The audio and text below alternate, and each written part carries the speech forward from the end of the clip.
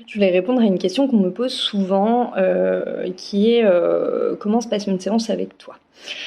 Alors, c'est un peu le même fonctionnement pour les guidances que pour les contacts défunts. Donc, je fais une vidéo, une seule. Les séances durent 1 heure.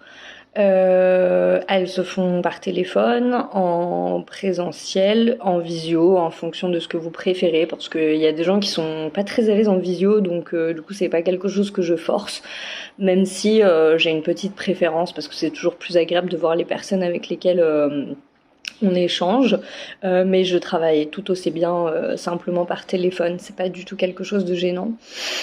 Mon support principal, effectivement, c'est les cartes, mais beaucoup quand même la clairaudience et la clairvoyance, c'est-à-dire ce que je vois par flash et ce que je peux entendre, voire même ressentir. Ça m'arrive d'être en clairsentience aussi. Euh,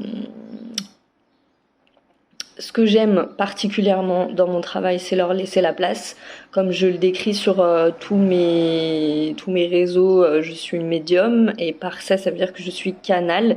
Donc en séance, moi j'aime bien leur laisser la place. En fait, je dis souvent que je suis un outil et c'est vraiment comme ça que je le vis. Donc je leur laisse la place pour transmettre les messages qu'ils ont besoin de transmettre. Parfois en séance de guidance, il y a des défunts qui se présentent, alors que pourtant la personne n'a pas demandé de contact défunt. C'est pas moi qui décide le déroulement d'une séance. Les séances sont très variables d'une personne à l'autre. Donc mes outils, donc les cartes, la clairsentience, la clairaudience, la clairvoyance. Ça m'arrive d'utiliser le pendule si j'entends que c'est nécessaire.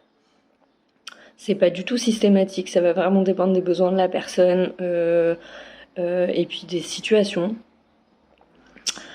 Voilà. Le but d'une séance, ça peut être très très très variable. Ça peut aller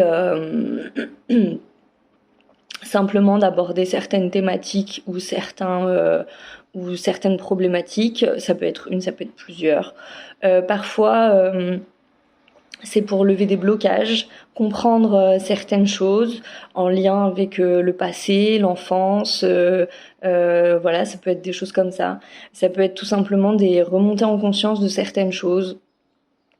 Des informations qui peuvent remonter aussi sur des vies antérieures, des choses comme ça.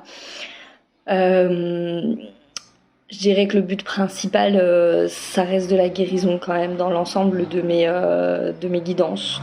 Mais la guérison peut prendre plein de formes différentes en fait. Donc du coup voilà, mais c'est vrai que j'aime beaucoup leur laisser la place et les laisser transmettre les messages dont vous avez besoin dans l'instant T, c'est-à-dire dans l'instant de la guidance. Les séances en contact défunt sont un petit peu plus courtes en général, elles sont plus proches de 45 minutes que d'1 heure. Mais c'est variable. Je laisse 1 heure parce que voilà, s'il y a besoin d'1 heure, il y a toujours un échange avant, mais c'est vrai qu'un contact défunt en tant que tel dure rarement 45 minutes. C'est très rare. En général, ça va de 5 minutes à 20 minutes en tant que contact pur.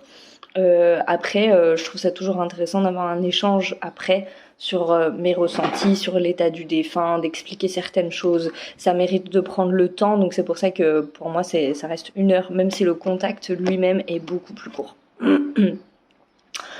Voilà, je crois avoir tout dit. N'hésitez pas si vous avez d'autres questions par rapport au déroulement d'une séance ou à la manière dont je travaille.